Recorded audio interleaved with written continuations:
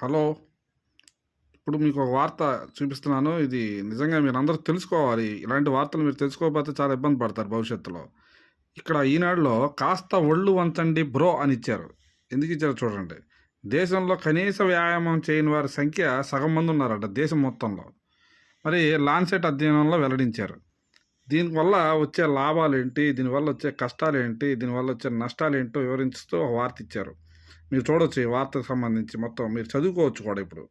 అదేవిధంగా దానివల్ల వచ్చే ప్రాబ్లమ్స్ ఏంటి? మధుమేహం, గుండెపోటు ఇలాంటి అనేక వస్తాయిరా బాబు. మీరందరూ మారండిరా. ముందు పని చేయండిరా. ఫాస్ట్ ఫుడ్‌లు తినటం తగ్గించండిరా. బయట తినమాకండిరా బాబు అని చెప్తున్నారు. మరి ఇంట్లో చక్కగా వండుకొని తింటే వ్యాయామంతో పాటు మంచి ఆహారం కూడా తిని ఆరోగ్యంగా ఉంటాం. అయన్నీ మనం చేయట్లేదు కదా! దానివల్ల వచ్చిన నష్టాలేంటో వివరిస్తూ మంచి వార్త ఇచ్చారు. మీరు కూడా ఒకసారి చదవండి. ఎందుకైనా మంచిది. ఓకే.